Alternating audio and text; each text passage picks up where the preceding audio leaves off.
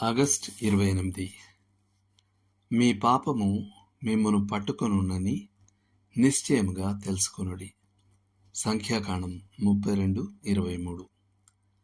దేవుడు మన ఈ లోకంలో కొన్ని మార్చలేని సూత్రాలను నిర్మించాడు. మరియు మానవుని యొక్క చాకచక్యమేది, తెలివితేటలేవి ఈ సూత్రాల పనితీరు నుండి తప్పించుకోలేవు. వాటిలో ఒకటి, మీరు పాపం చేసి దాని నుండి తప్పించుకోలేరు. మనలో కొందరం చిన్నతనంలో చాక్లెట్లు లేదా ఇతర ఆహార పదార్థాలను దొంగిలించినప్పుడు ఈ విషయాన్ని నేర్చుకున్నాం. వాటి ఆనవాళ్లు స్పష్టంగా కనిపించడంతో అమ్మ సులభంగా కనుగొనేది. అయితే ఈ సత్యం జీవితంలోని అన్ని రంగాలకు వర్తిస్తుంది మరియు ప్రతి వార్తాపత్రిక దీనికి సాక్ష్యమిస్తుంది.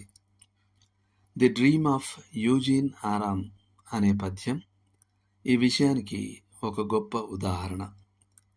తాను ఒక పరిపూర్ణమైన నేరం చేయగలని భావించి ఆరామ్ ఒక వ్యక్తిని హత్య చేసి అతని శరీరాన్ని నదిలో పడవేశాడు. సిరావలే నల్లగా, చాలా లోతుగా, నెమ్మదిగా ప్రవహించే నీరు అది.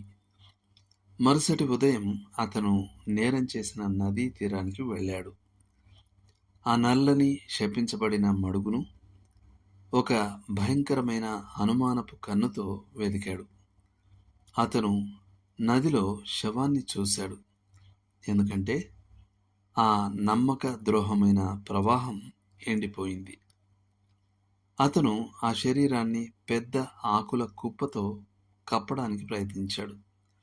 కానీ ఆ రాత్రి ఆ ప్రాంతంలో పెద్ద గాలి వీచి శవాన్ని స్పష్టంగా కనిపించేలా చేసింది.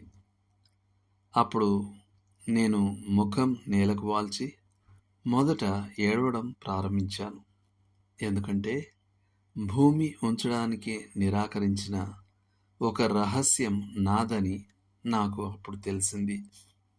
భూమిపై లేదా సముద్రంలో అది 10,000 అడుగుల లోతులో ఉన్నా సరే.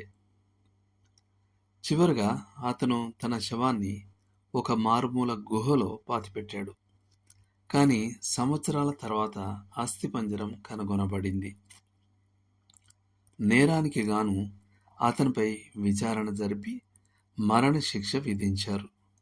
అతని పాపం అతన్ని పట్టుకుంది.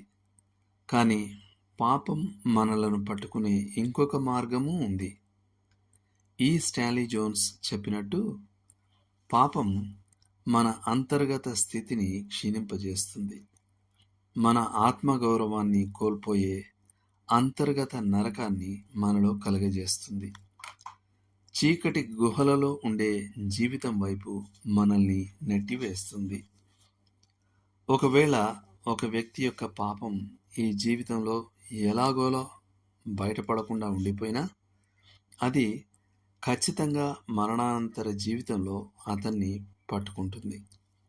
యేసు రక్తం ద్వారా ఆ పాపం కడగబడకపోతే తీర్పు దినాన అది వెలుగులోకి తేబడుతుంది. అవి క్రియలు, ఆలోచనలు, ఉద్దేశాలు లేదా సంకల్పాలు అయినా అవి అతనికి వ్యతిరేకంగా మోపబడి శిక్ష ప్రకటించబడుతుంది. ఆ శిక్ష నిత్య మరణం అనడంలో సందేహం లేదు. దేవుడు మిమ్మును దీవించునుగాక.